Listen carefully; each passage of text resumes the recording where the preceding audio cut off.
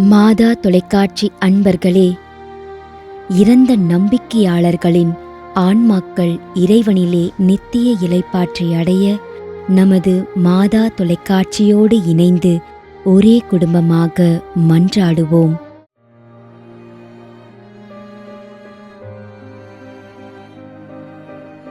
Preetha Justin 6ஆம் ஆண்டு நினைவஞ்சலி.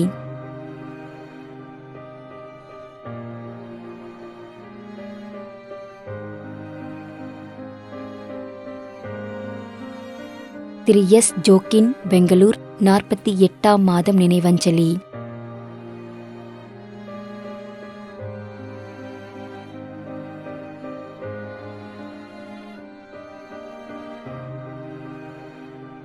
பிலோமின் ராஜ், 48ஆம் மாதம் நினைவஞ்சலி.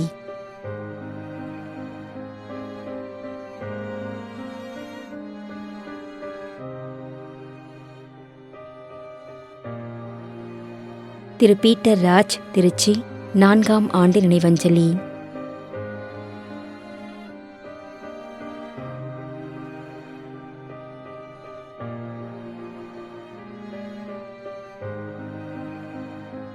பிலோமினா சௌரியப்பன், 3ஆம் ஆண்டு நினைவஞ்சலி.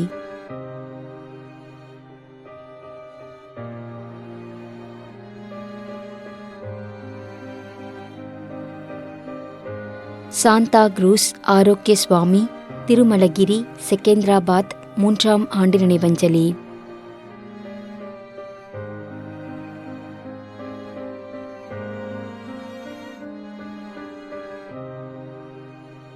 திரு சந்தியாகு, திருமதி மதலேன் மேரி, திருவண்ணாமலை.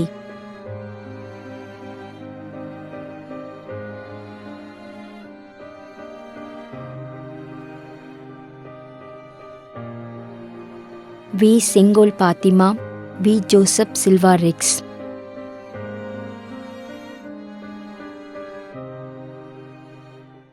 மேலும் யாரும் நினையாத நம்பிக்கையாளர்களின் ஆன்மாக்களுக்காகவும் மன்றாடுவோம். தந்தை, மகன், தூய ஆவியாரின் பெயராலே ஆமென். ஆண்டவருடைய பெயராலே நமக்கு உதவி உண்டு. விண்ணையும் மண்ணையும் படைத்தவர் அவரே. திருவெளிப்பாட்டு நூலிலிருந்து வாசகம். அதிகாரம் 14, இறைவார்த்தை 13. விண்ணகத்திலிருந்து ஒரு குரலை கேட்டேன். இது முதல் ஆண்டவரோடு இணைந்த நிலையில் இறப்போர் பேறு பெற்றோர் என எழுது என்று அது ஒலித்தது.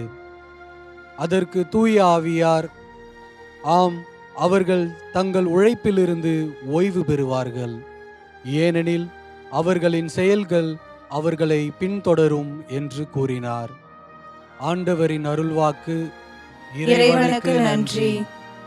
நம்மிடையே வாழ்ந்து இறந்து போன இறைவனின் அடியார்களுக்காகவும், மேலும் குறிப்பாக மாதா தொலைக்காட்சி வழியாக நீத்தார் நினைவில் இன்று நினைவு கூறும் இறைவனின் அடியார்கள் அனைவருக்காகவும் மன்றாடுவோம். விண்ணுலகில் இருக்கின்ற எங்கள் தந்தையே, உமது பெயர் தூயது என போற்ற பெறுக. உமது ஆட்சி வருக.